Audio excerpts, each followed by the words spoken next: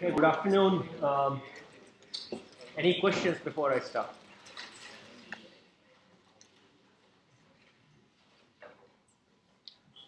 None? Okay.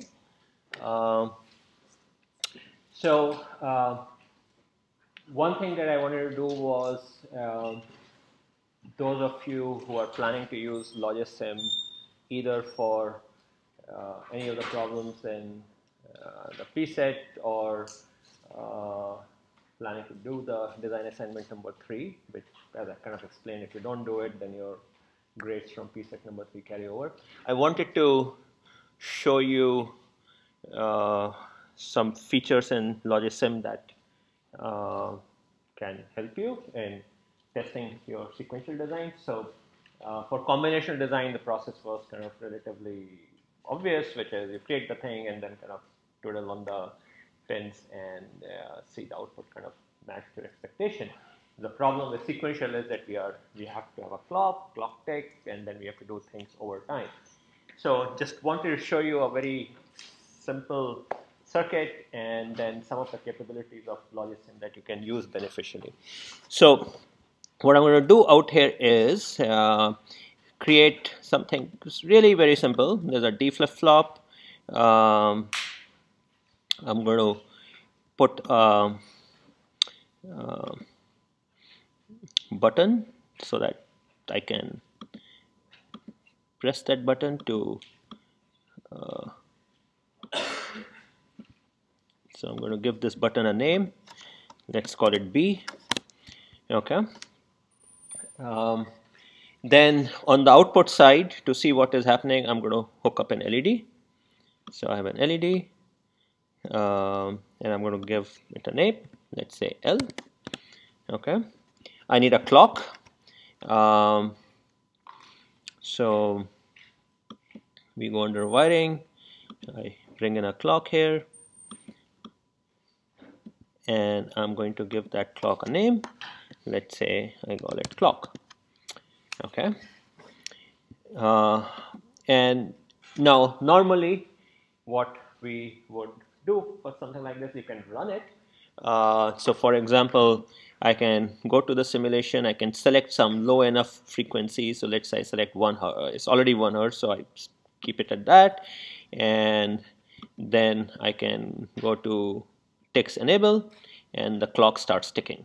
Okay, so you can see the okay, and then what I can do is I can press the button, and every time I press the button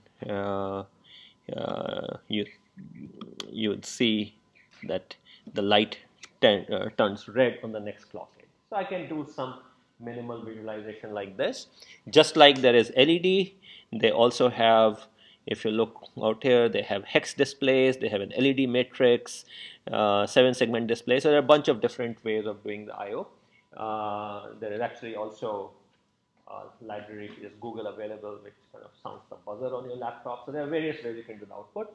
And for the input side, there is the joystick, there is a dip switch, there is a keyboard. And again, those of you who plan to do the design assignment 3, then you would see that for task number 2, the test bench has a keyboard, and task number 1, there's a button. So far so good, but this in itself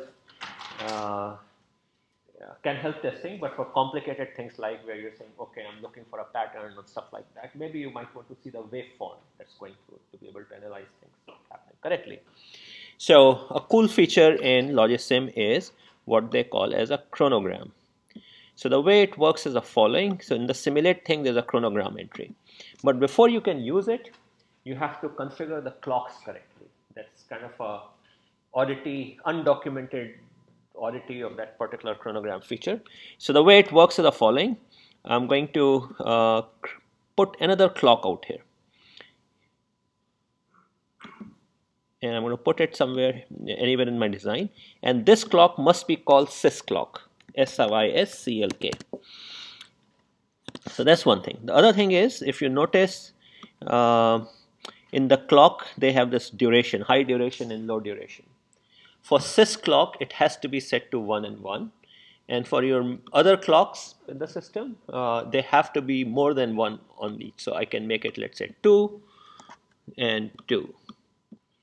So conceptually, so now this clock basically says that it's going to be on for 2 tick, off for 2 ticks. So the sys clock is the fastest clock, and it's how kind of this chronograph is going to sample the rest of the signals in the system, and everything gets slower. So we create this, and now we will go to chronogram, and now you will see that the various signals in my system are listed out here. So it's kind of like various probe points. If I had a sub-circuit, which I don't right now, but let's say I had a sub-circuit, it will list the name of the sub-circuit, and you would be able to drill down. So you can monitor signals at the top level circuit or in the sub-circuit deeper down. So let's say right now I'm going to select the button. I'm going to add it to things I want to monitor. I want to monitor the clock. I'm going to add that.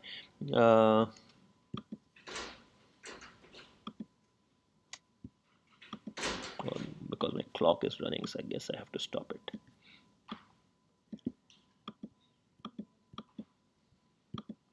And I'll just move it up. LED, I'm going to add that out here. And sys clock I have to add. And now I can say start chronogram. It is going to give me this window where there is the timing diagram will show up. And now I will go back and I'm going to make sure the frequency, so let's make the frequency a little bit faster this time around, let's say 8 Hertz, and then I can start running. So now it is going to show a live display of the running circuit, and I can go back to, let's say I press the button, see every time I'm pressing the button, okay, and now the LED came on, so it shows that. So essentially you have an oscilloscope kind of a behavior, and you can look at it. So now let's say you want to check for some pattern 110 or whatever, you press it on the button and you should see that. So so this is another way you can do more complicated kind of things. The signals out here don't need to be binary. They can be buses, like 8-bit stuff, in which case it shows the values which are occurring there. So this is one feature which I often find very useful. Another one which there is this concept of test vector. So the idea behind test vector is a little bit like what Salma showed for Verilog, the test bench, and we just feed inputs to our circuit one after another. So in case of test vector, it kind of conceptually works similar. There is you'll have to read the manual on this one, but basically you write a file in which you put in all the signals that you want, the inputs, and at every clock tick, and basically you read the file and it just feeds that to your circuit. So that becomes another way to test the circuits. So for sequential circuits, testing does require you to look at it over multiple clock cycles and making sure that the output that you're getting is correct. So play with some of these features, whichever is comfortable. There are many other ways you can kind of do, structure these things. Another possibility is to take the output of your system and store it into RAM module from Logisim, and RAM is then written out to a file. So then in the file you will have all the contents and you can examine it. So whatever works for you. I'm sort of more visual. I like more visual stuff, so I kind of go for something around displays or oscilloscope type traits. Okay, so that was one thing that I wanted to bring out. Any questions on this? Okay.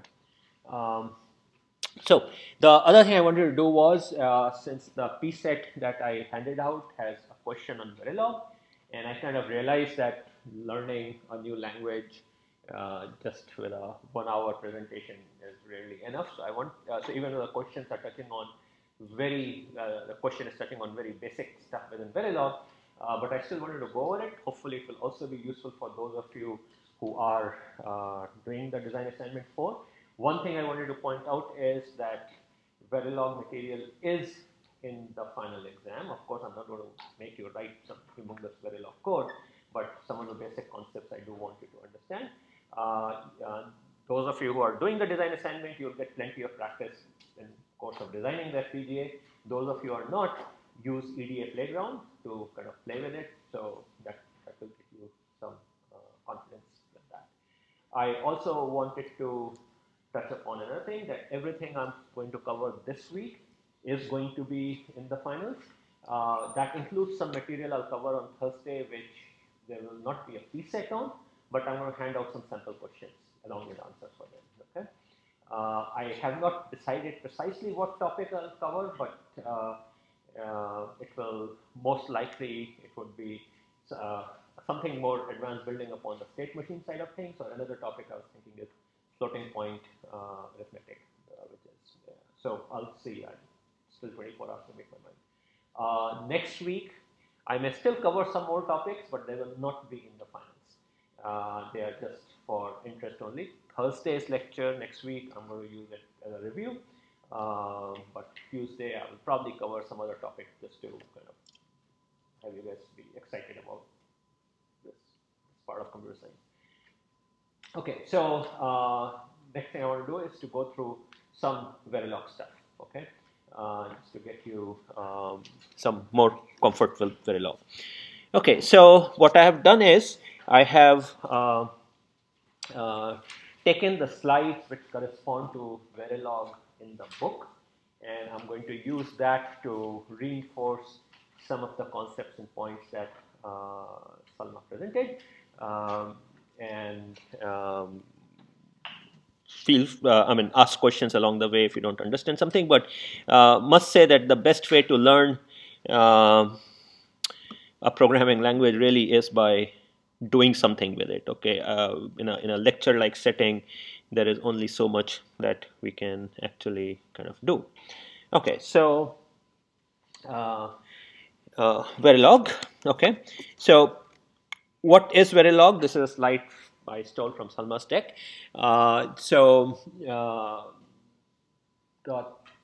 It's a language for describing hardware at different levels, and we already saw that we can describe hardware in terms of how it is made by wiring up simpler components. That is something called like the structure or a netlist view of my design.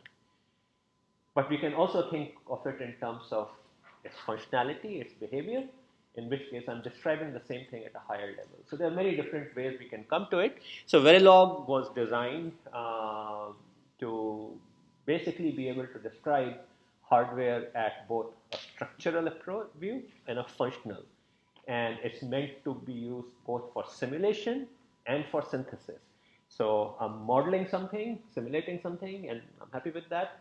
Or I actually intend to use it as an input to a compiler or a synthesis tool, which will then generate the gate level view of that, which again would be Verilog. It's just that I start out with something which is functional, and then it compiles it down into another Verilog, which is in terms of gates that exist. In that sense, Verilog is supposed to sort of cut across many different levels at which we can think of hardware. In subsequent years, there was an enhancement to Verilog called System Verilog, which kind of raised things even further, that we can use Verilog to describe entire systems, more complicated stuff than just sort of smaller pieces of things. So Verilog has taken on quite a bit of life of its own. It's not the only thing which is out there. There's another language called VHDL, and I think around maybe 20-25% of the companies use VHDL. And then also in last 10 years or so, people have also adapted C and C++ and other languages to serve this role. But Verilog is kind of the dominant one which sort of exists. So it can be used to simulate, and it can be used to synthesize. Synthesis is the counterpart of compilation. Okay, so in software, we don't have a notion of simulation versus synthesis because it's software, so you can just run it on your machine, and that's your, that's usually one and the same thing, but there are exceptions. Like for example, when you're developing an app for iPhone or Android, okay, so usually they provide you with a mock-up of the phone as a simulator on your computer, so that instead of downloading the app all the way to your phone, you can just sort of see if it's working on that simulator itself. So even in software, when you are writing software for a different device, it's often useful to have a simulator. But in hardware, it's essential because you don't have the hardware. You are designing the hardware, so you have to simulate. So Verilog does that. And then the other part is the equivalent of compilation, which is I feed it to a tool and it spits out a lower, more detailed description of the hardware. In early days, the terms for these tools used to be silicon compilers, but that term kind of went out of fashion, and at this stage, they're usually called the synthesis tools. Usually, they take some high-level description of the hardware along with constraints on timing, like how fast do I want my clock to be, or power, how much power am I willing to do, or chip area. So there would be various kind of constraints, and then the synthesis tool kind of works off that. So Verilog plays that role.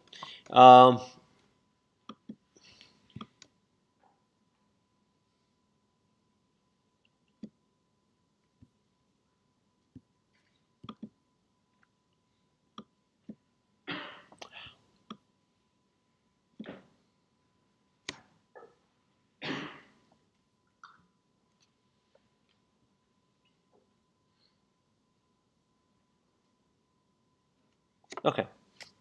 So, yeah, I think I made these points. The basic unit in Verilog is module. You can think of module as the equivalent of circuits in Logisim, and modules can then call upon other modules, and so on and so forth in a hierarchical design process. Modules will have inputs, outputs, and of course the content of the module. So input and outputs are like the pins, and the content would be how do we make that module. And this is where Verilog has multiple ways of looking at a module. In Logisim, there is just one way. A module or a circuit in Logisim is made up of wiring up simple things. But in Verilog, there are alternative ways that we can look at that. And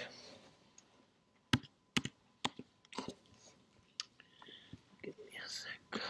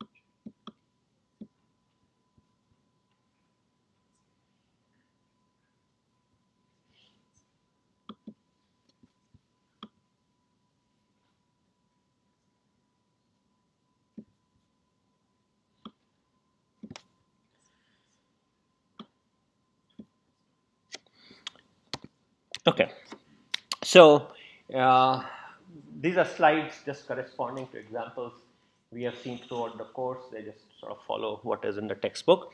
So this is describing a module called thermostat. So there is nothing about Verilog which says it has to be about chips only. We can really describe systems at any level. So in this case, there's some thermostat we are describing, and it basically has 3 ports or 3 pins, if you may: preset temperature, current temperature, and fan on. And that's kind of in the parenthesis. So that's the declaration part. And then what they do, with what their directions are, input and output is described, and then also their bit width. So you see kind of 3-bit stuff. Okay, so there are 2 inputs and there is a 1-bit output. Then when we use Verilog to tie together simple stuff, then there is a concept of wires. So wires are literally, in Logisim, they correspond to the wires that we draw. So we declare a wire called fan on.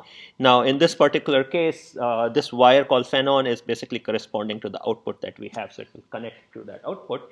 And then we have this assign statement. So it's saying fan on is equal to this. Now, very important thing to remember out here is that at this level, an assign statement is those of you is like a parallel, is something which is always running. So it is not like your standard program where you say, I come from the top, I execute this, move to the next statement. This is actually like a thread or a program, and all it is doing is running this statement. Okay, so it's a dedicated piece of hardware whose sole job is to run this statement fan on equal to current temp greater than preset temp. And very precisely what it does is this piece of this entity, this parallel statement, what it does is it's constantly looking for a change to happen in either one of its or any of the variable which occur on the right hand side. So current temperature, current temp or preset temp. If any one of them changes, then this expression is recomputed and its output is put onto the wire that is out here, fan on. So it's as if I have a dedicated piece of hardware, a dedicated processor whose sole job is look out for a change in any of the variables occurring on the right hand side. If any variable changes, immediately compute a new value for the output.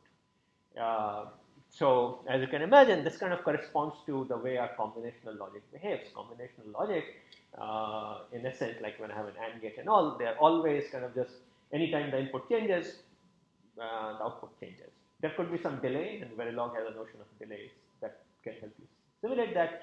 But if you ignore the delays, that's basically what combinational logic does. It's a little piece of hardware which is always running. So the difference between, let's say, doing an AND operation in a computer program versus an AND operation out here is that in a computer program, when we do an AND operation, we are saying when we are at that step in the program, execute an AND instruction, but then move on. Whereas here we are saying there is an AND gate there, okay, and that's what's going to get synthesized. So this is therefore different from our standard assignment statements that exist in our normal pieces of software. This is a parallel statement of sorts. So module declaration, IO list, IOs, and this assign statement, which has a special meaning that it's really not assigning to a variable in memory, but it's really assigning to an electrical signal, and it's therefore always active. So some other things that we can look at in this. So there are other ways that you can structure code in Verilog. So we saw one, which is this assign statement. There is this another one called always statement. Okay, and the way it works is the following. So in always we have some declaration at the beginning, always, at, and then some signals, begin, and then it's going to be a body, and then there is an end part. And the way it works is this always block is basically describing a piece of hardware which is always going to look out for a change in one of the signals listed out there, the month in this case, the one which is inside at. This is called the sensitivity list. So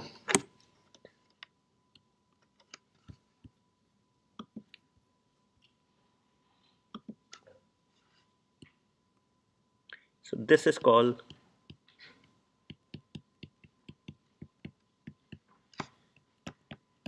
it's basically saying that the piece of code is sensitive to changes in the sensitivity list. And then you would have statements out here which would look like your regular program code now. So they are going to be executed in kind of a sequential fashion. So what conceptually happening is that I'm basically defining a piece of hardware which is looking for changes in month, and whenever a change in month happens, then this whole thing is evaluated, and this is like our standard stuff.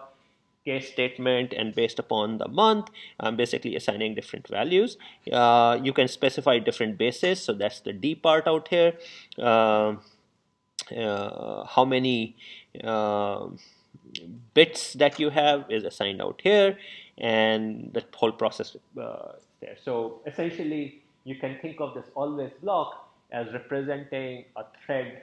If those of you have done multi-threaded programming, it's essentially a thread which is basically kind of sitting in a loop and looking for changes in the sensitivity list. If any of the signals in the sensitivity list change, the body is executed and you go back to the beginning. One thing that you would see is that we have this stuff called reg out here, and that has to do with what is the behavior that we associate with days there. And reg basically means that whenever something is written to it, it is remembered until the next time. Okay, so this program, if you see, is writing to days, right? Day is equal to this, day is equal to this, day is equal to this. And what this syntax is saying is that in between those episodes when stuff is written to it, the last written value is remembered. So there is like a register sitting there which is remembering that value. Okay, so it's just a special behavior. It turns out there are other types of behaviors that exist in Verilog which are used for other electrical situations. So like, for example, floating signals and all, those also kind of exist in Verilog, and the same infrastructure is used to register. You can ignore it other than the part that you need to put it to have this behavior. So standard outputs, you will have this register. So basically, register is basically saying, this reg is saying that the signal out here is not being driven by an assign statement, but something in always is going to write to it, and whenever it writes to it, and then that value is retained until the next write. It's not as if I'm declaring a flip-flop there. That's a very important point. Rest of the stuff is, I already said, block evaluates each time the activity list changes, or sensitivity list as I called it. The case statement just looks like the standard case statement, and there is a default value also. What makes something combinational in this sense? Okay, so in the assignment statement it was clear. There were signals on the right hand side, and that essentially corresponded to inputs to my combination system. But for an always block to act as combinational, it is important that any signal, so I'm going to go back to the previous slide, any signal that I am using as input in the body out here, that is, I'm going to read its value, should appear in the sensitivity list. So if you look through this piece of code, the only signal or variable that I'm reading is month, because I say case month, and therefore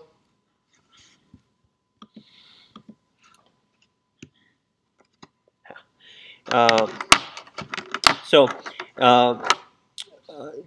the month variable is the only one which is being read, and it appears in the sensitivity list. And the reason is the following.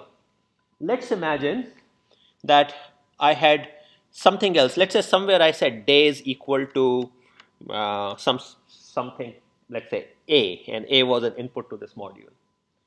But if A did not occur in the sensitivity list, then my logic will no longer be a combinational logic, because it would basically say that I have a piece of hardware which doesn't depend upon A, which is not going to change when A changes, but at the same time it's going to read A, and that will not be a combinational logic. So for your logic to be combinational, it's very important that anything that you read inside the body out here anything that you read out here should be, anything that you read in this part, directly or indirectly, should appear in the sensitivity list. And if it doesn't, then your logic is not going to be combinational. So that's something to kind of watch out for. Another thing which is also important is that you must define what happens to the output for all possible values of month, all possible values of input. And the reason here is the following, that if I don't, let's say I didn't have this default, okay, so then that means for certain values of month, I have not defined what the output is. In particular, I would not be, let's say the default statement was absent and let's say month was 12. So what this piece of logic will do is, it will not write anything to days. And therefore, the effect would be days will maintain its old value, right? And that is a behavior of a sequential circuit. Okay, sequential stuff remembers old values, whereas combinational doesn't remember old values. So two things makes an always lock combinational. Number one, all inputs or all things that I'm reading should appear in that list. And secondly, for every possible value of those input variables, I should be writing something to the output. If I don't do any one of these, then I risk having a system which is no longer combinational. And by the way, it will be a very weird form of sequential in that case. So Verilog will not complain because it's certainly valid Verilog, but it's not valid hardware. Okay, so it will, your synthesis tools will barf on it and say, I cannot synthesize it, but it will simulate fine. It will simulate something. Yeah. But what if the things that you don't mention are don't care? Say it again? But if you don't mention something and it's a don't care? If you don't mention something and it is a don't care, you still have to mention it as a don't care. So there is a special syntax for it, which I'm going to describe, which lets you express don't cares. Okay, but you are right that thus far what I have talked about, if you had a don't care, there is no way of expressing it. Any other question? Okay, so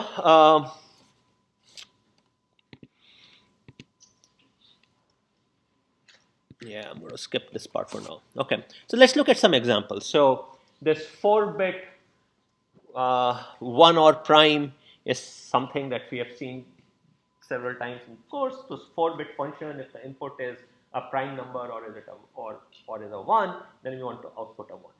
So one way we can write it in Verilog is, so this thing is going to have two signal called in, a signal called is prime. In is 4 bits and is an input. Is prime is an output and is also a reg because always we are going to use it in always. Sensitivity list, I have only one signal, so that's listed in. It's really four signals, it's 4 bits. And then we are saying case in 1, 2, 3, 5, 7, 11, 13 is this, default it's 0. Okay. Now thus far again, I don't have a don't care notion, right? I'm only dealing with zeros and ones. And if you think about it from a simulation perspective, don't care doesn't really make a whole lot of sense because if I'm simulating something, it has to be something. But for synthesis, I would like to be able to say I don't care about some cases. So,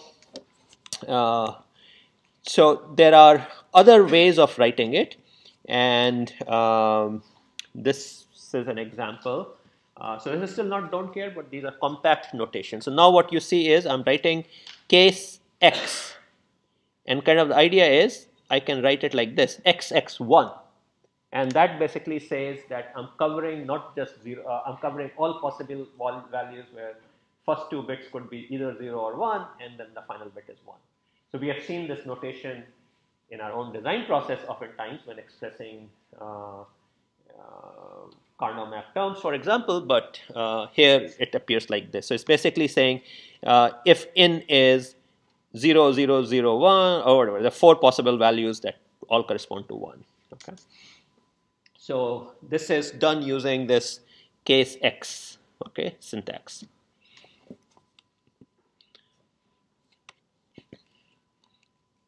Okay. I could write this is prime without the always block, but using the an implied assign statement. So what this statement is doing is, where I'm saying wire is prime equal to this, is equivalent to saying wire is prime and then separately saying assign is prime equal to this expression. And this is our classic. So this whole expression is kind of a big bitwise operation kind of thing that you might have in any programming language. So I've literally kind of just written it in terms of sum of products in this particular case. So same thing we have done multiple ways now, right? And these are all expressing the functionality, right? It's not as if I broke is prime down into simpler gates and wiring them up. I'm just expressing them in different manners using, in one case, using this kind of case statement, another case X, and in this particular case, is prime in terms of the AND and OR. Which one is better? Partly a matter of choice, matter of style, but it also turns out that the synthesis tools are not perfect, and sometimes they may work better with one or the other. That is, they may give more efficient results with one scheme or the other. So you have to just kind of play with it. But stylistically, whatever sort of suits you. Now, we'll hopefully have a don't care example later on. So any one of these three I can feed into my synthesis tool, and then the output would be an implementation of is prime in terms of gates. And the way these synthesis tools work is they have a library of gates, just like we have library of modules and gates in Logisim, and you design stuff using those. So these synthesis tools have access to a library of gates, and their task is to take your description, take the description you have in terms of functionality, and implement it in terms of those gates. Now the FPGA that you are using kind of is like that. The FPGA vendor has provided some sort of a library, and the Verilog you write is mapped into those libraries, mapped into netlist, a wiring diagram in terms of things in those libraries. So, for example, you might see a possible output which looks like this. This is an implementation of that 4-bit prime function.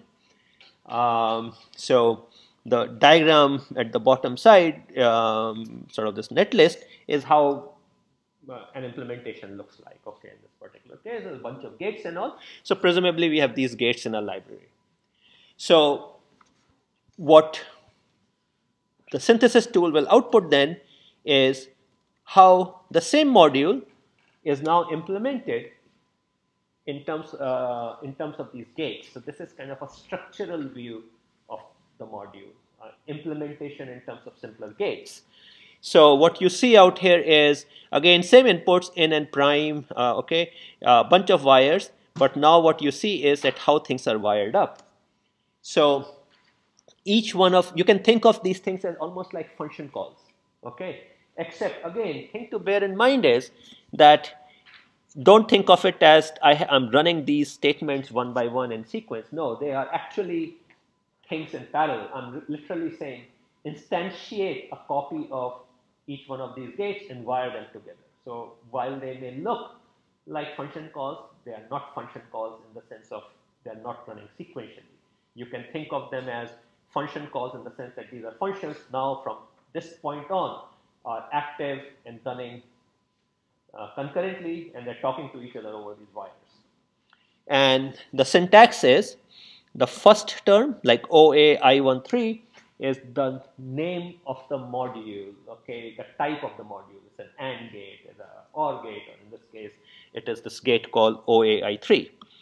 Second one is a label we give to it, U1, so that if I, for example, if I am making 10 copies of the 2-input AND gate, I want to give them a different name so that I can refer to them later on. So I have given this copy of OAI3 the name U1. And then within parentheses, I have description on how wires connects to pins of this gate. And there are many ways of describing it. Salma described a few. The one which slide is using is the following.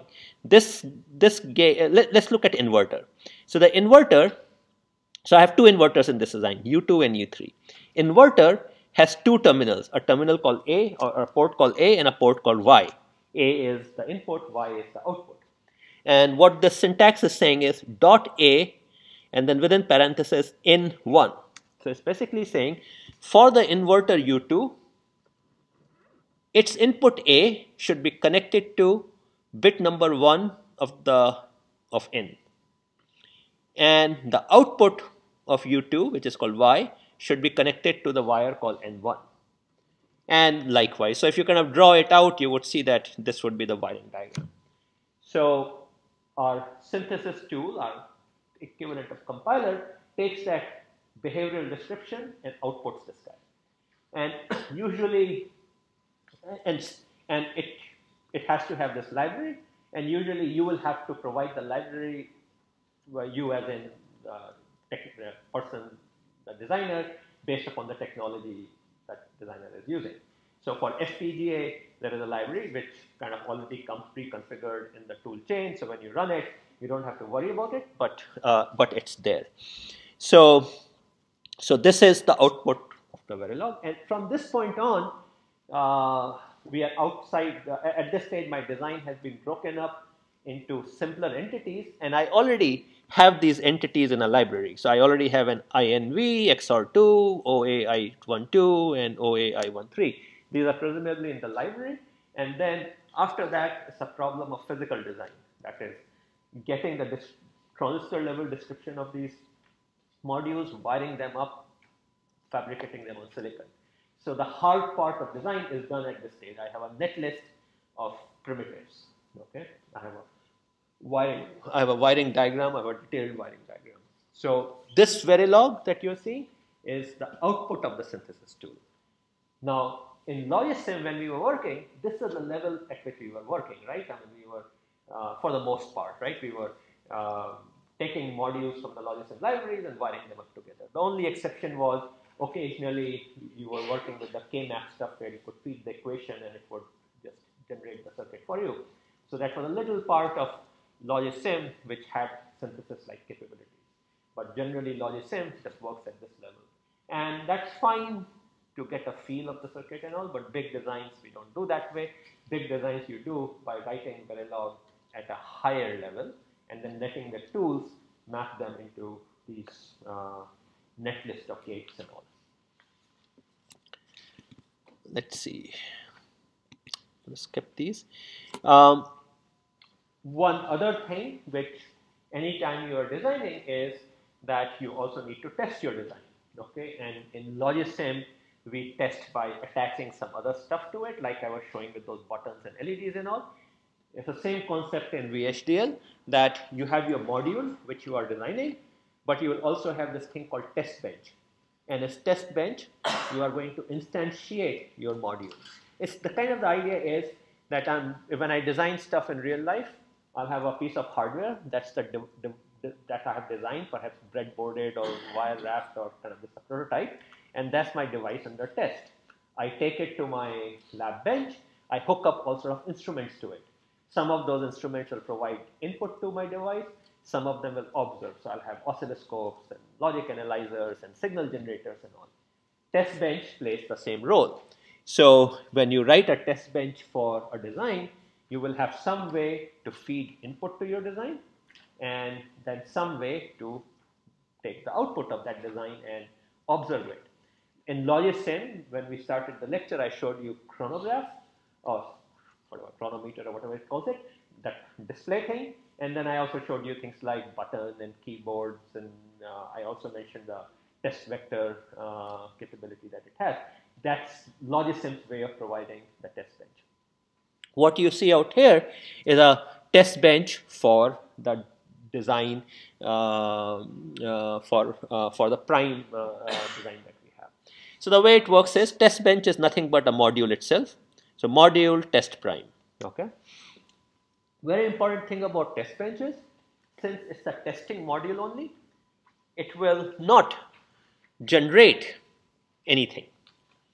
Okay, it would it itself doesn't have any communication with the outside world, in the sense that it's not like it has pins and it's taking signals from outside and generating signals. Rather, what the test bench has is it will have a copy of the design under test, and then it's going to arrange for us to observe it and control it.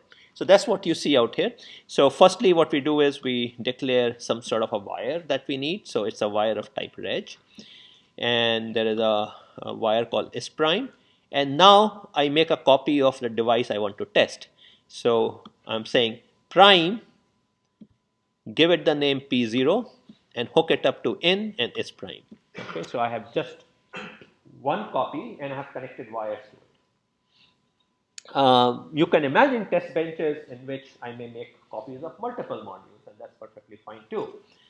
And then what we do is a very important part of test bench are these two things. Hash 100, that basically says delay by 100 time units, and dollar display, which is basically going to put things out onto some sort of console. So what this is doing is repeat 16 times, delay by 100, and then display in and whatever is the value on is prime, and that's coming out here, and then increment in by 1. So what we are doing is we are in a loop and we are going to increment in from 0 through 15, and each time I'm going to put in a delay of 100. So if I were to look at that signal, then in is going to change every 100 nanoseconds, and or whatever is a base time unit, and we will observe its output, and we are going to print it out here. This thing, this is prime. Again, remember, it's not as if that was a sequential statement. This is a copy of, instantiating a copy of the hardware. Okay, and from that point on, it's permanently there running. Okay, whenever input changes, its output will change. So whenever there's a change in, its prime will reflect that change, possibly after some delay, although in our design it doesn't take any delay. So this is the test bench. And in a typical design process, what you would do is you're going to write Verilog code. You are going to write a test bench. You'll have some test vectors. You're going to test it out. Are things okay? Like, for example, simulate your button presses and stuff like that. And once things look okay, then you synthesize. Okay, so kind of put that upfront effort to get your design right, and then hopefully the synthesis would yield correct result. If not, you may have to do some iteration. So test bench is nothing but another kind of a module. Let me show an example.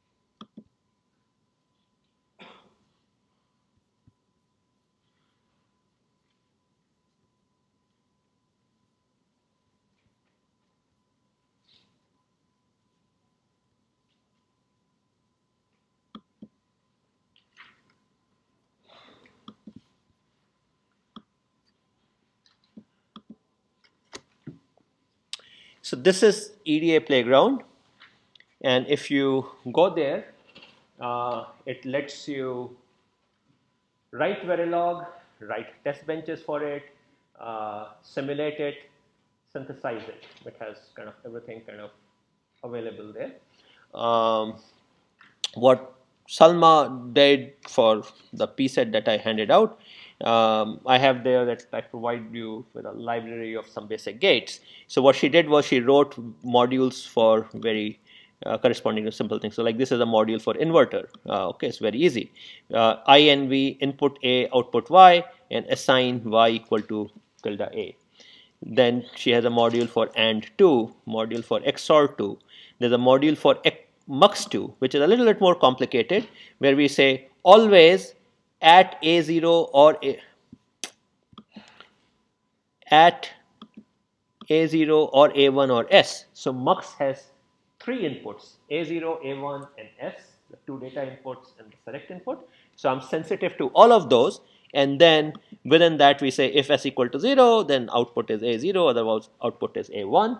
It meets both our tests. Firstly, independent of whatever be the values of S, A0, and A1, I will always write something to Y, and then I'm also sensitive to all of them. And there is a NOR 4 gate, and there is a D flip-flop. So if you look at the D flip-flop, which we haven't come to yet, it is going to do things on a clock edge.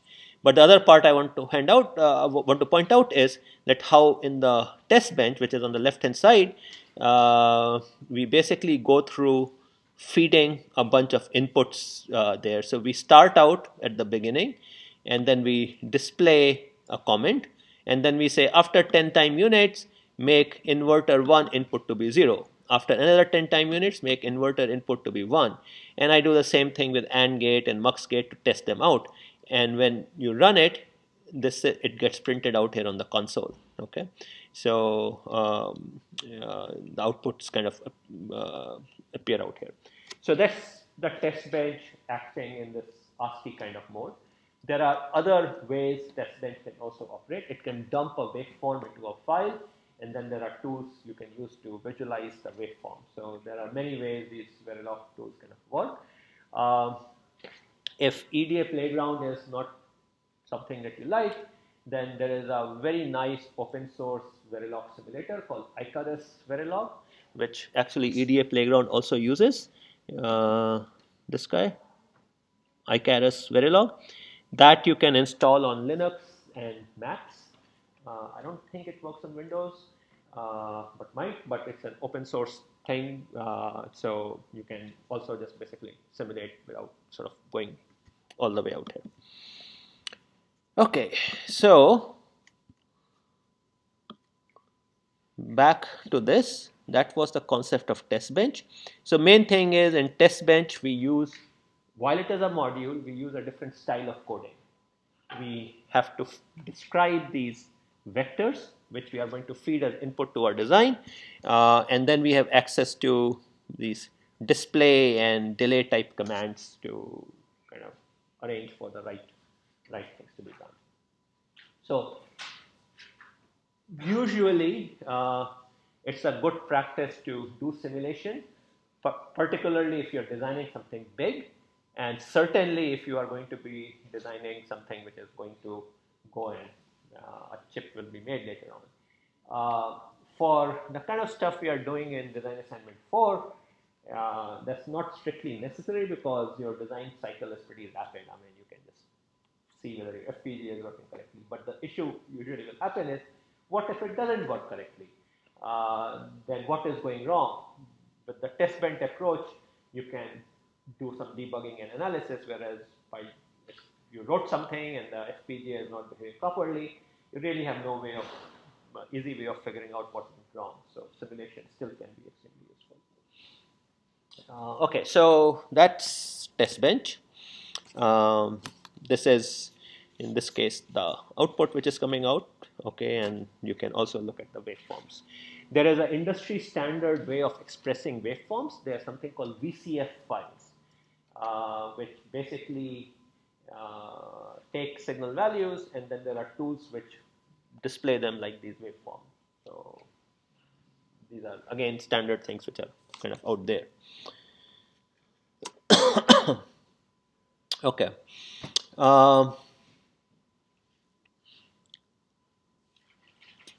There was a question from you earlier on about don't cares. So this slide shows the don't care syntax, and see how on the right hand side BX. So this is a way of us telling the synthesis tool that if the input is not one of these, that is, it's anything else, then the output can be X. I don't care what it is. Okay, and then the synthesis tool can make use of that.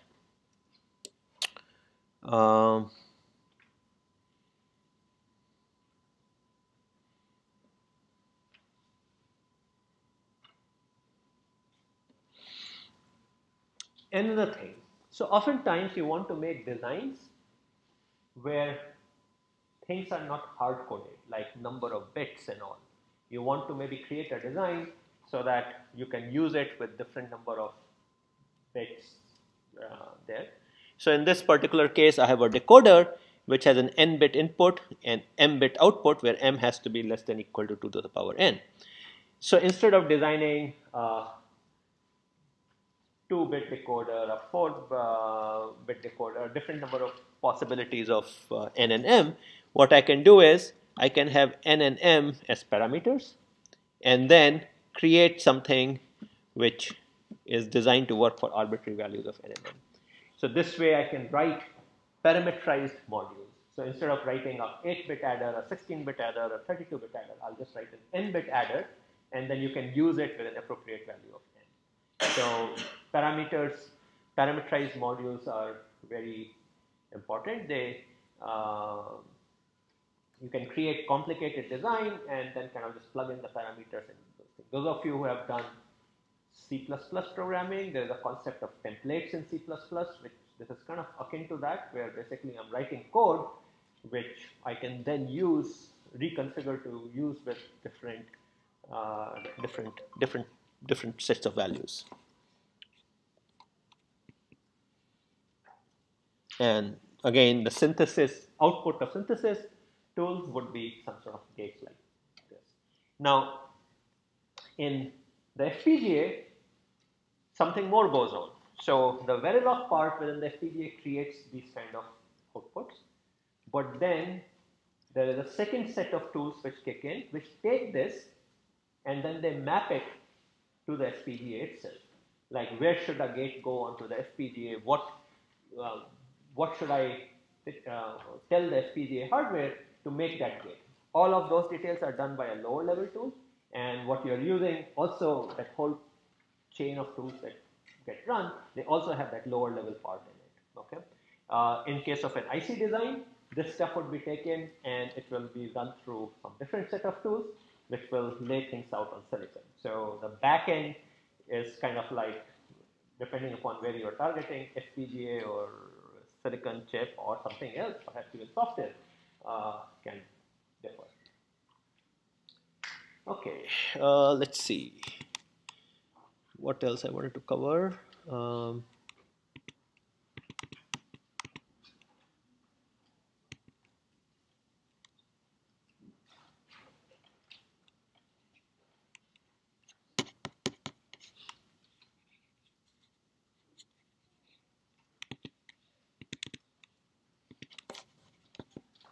Yeah, these are a lot of examples. I'm going to skip those.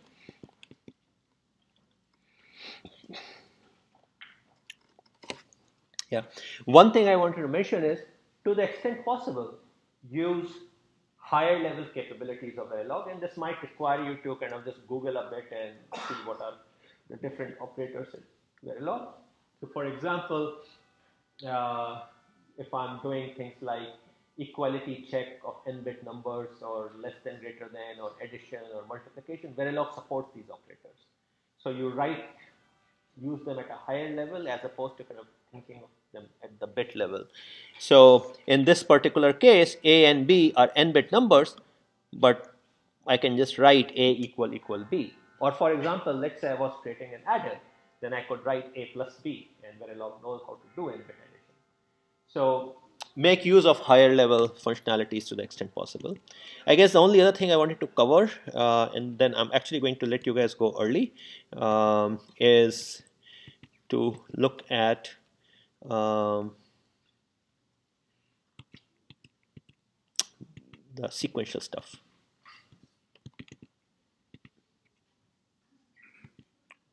Yeah. Okay, so how do we write sequential stuff, finite state machine? So we saw a very little example in Salma's code, which was the flip-flop. So let's go back out here. This is the D flip-flop, this part at the very bottom. So D flip-flop, it has input D and clock and R and S. R and S are set and reset, but we are not going to use them. And there is an output Q. And the way this thing works is, in case of a sequential logic, the only time output changes is when a clock tick happens. So the only signal I'm sensitive to is the clock tick. Unlike combinational, where we are sensitive to all the inputs.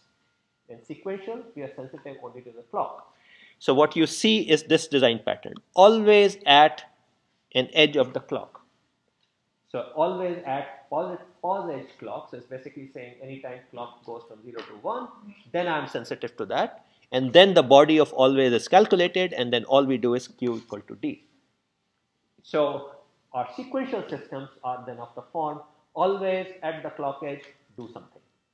And what synthesis tools will require is that you should have all the always statement to be of one type of edge. You cannot mix positive and negative typically because you want your entire design to be positive edge. So in this case, it was just the flip-flops. That's all we are doing. Now let's go back and look at entire state machines. So this is a counter, a 5-bit counter. So it counts through 0 through 31. And what we have here is this thing written in the form of a state transition diagram, and we have the corresponding next state thing, right? And there is a reset signal. So it's basically saying if whatever state I am in, if reset is high, go to state 0, otherwise go to the state which is +1.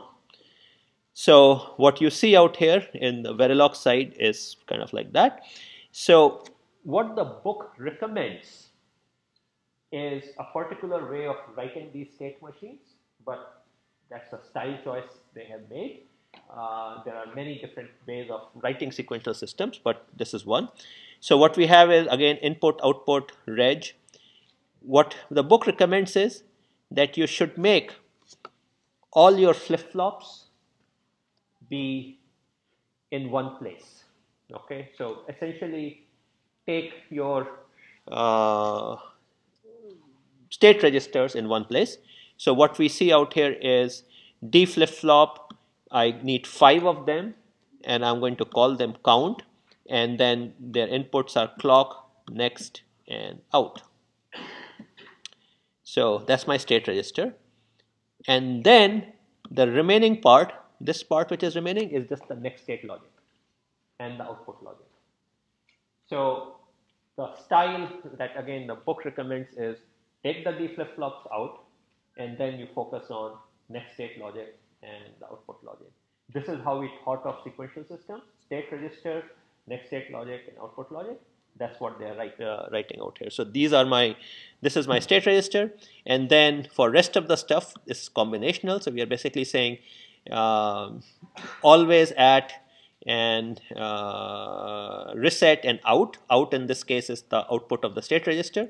I basically have my next state logic, so I'm figuring out what next is, and this is a counter which has whose output was out. So in this particular case, the state register itself is my output. So this is what works out, and if you see the logic is right, I'm basically saying if I'm in state 1, then the next state is 2, and so forth. And if it is default, then next is 0. Now here default is very useful because I'm not saying everywhere if reset equal to 0, reset equal to 1, do something. So I'm basically saying if reset is that all these cases that I'm handling, I'm basically taking care of the case where reset is one way, and then the default value, basically I just say next is always equal to 0. So this is one way of writing. There are many other ways you could do. You could have also written the whole thing as always at clock edge and then mess with the count. You'll have to play with different styles, but this is one. There is another one that they show.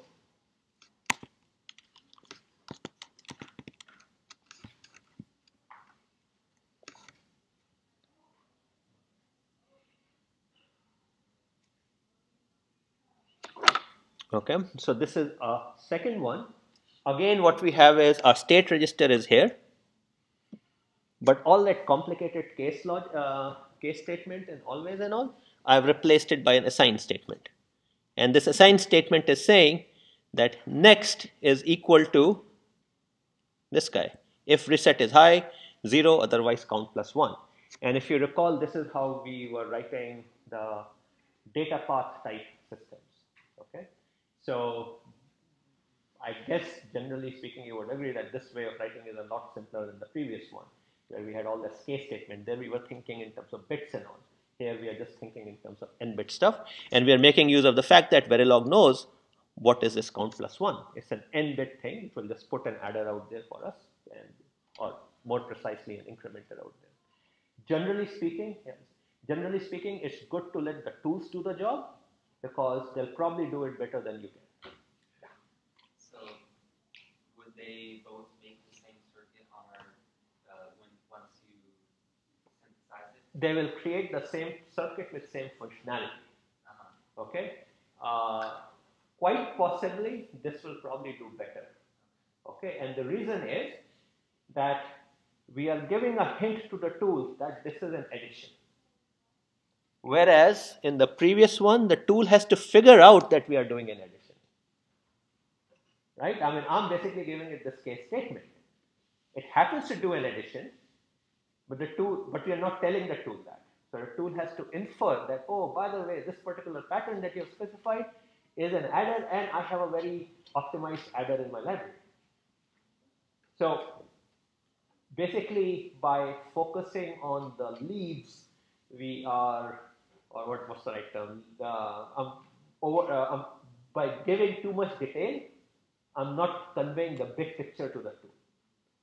And the issue which comes out is that usually these tools have access to optimized modules. So if I told it that I am doing A plus B or A times B, as opposed to giving it a truth table or this kind of case statements, then the tool would have an easier time identifying the right module to use. Okay? So that goes again with my statement, let the tool do its job. Don't burden it with too much details. Okay? Usually it will do it better than you would. Okay? And it would be able to make use of those specialized modules it has in the library. And things like adders and multipliers and all usually exist in very optimized form there. So use those. Question? What cases? What's the first case? First case is everything is, yeah, it's a good question. So 6, oh, it starts with 1. So it's basically saying first case is 1 followed by all the 1, 2, 3, 4, 5, 5 zeros. So reset is 1 and everything followed is 0. So the default case is just there because you have to have default? That's a good question. Why do they have default? It shouldn't be there. I mean, it's not needed. It will never trigger. Yeah, you're right. I think it's just backside in this case. Okay.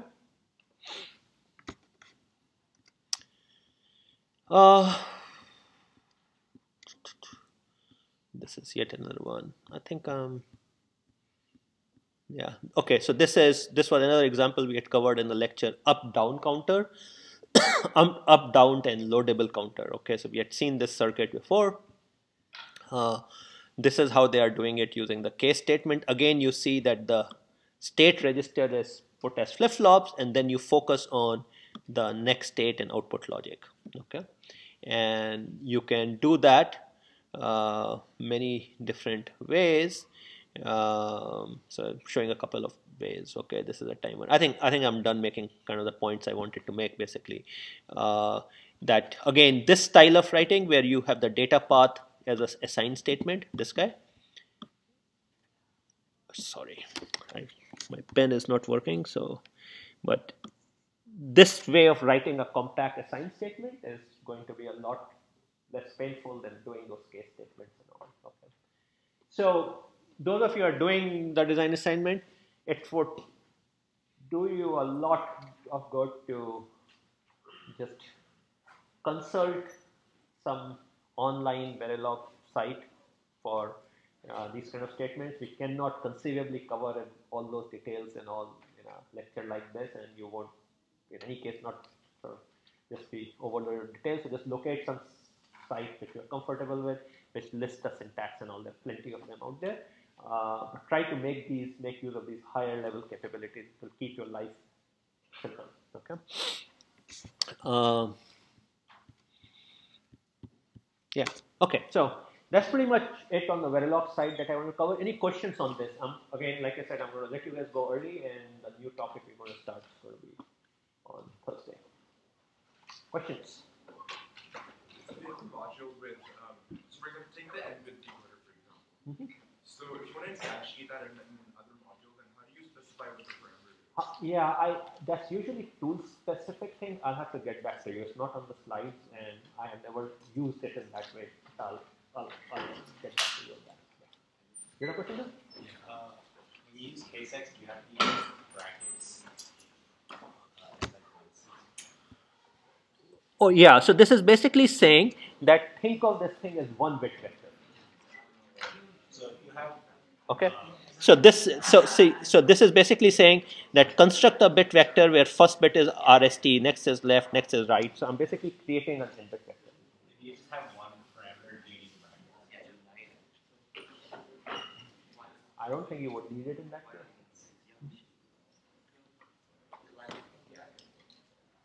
Any other questions? Okay, then we are done for the day.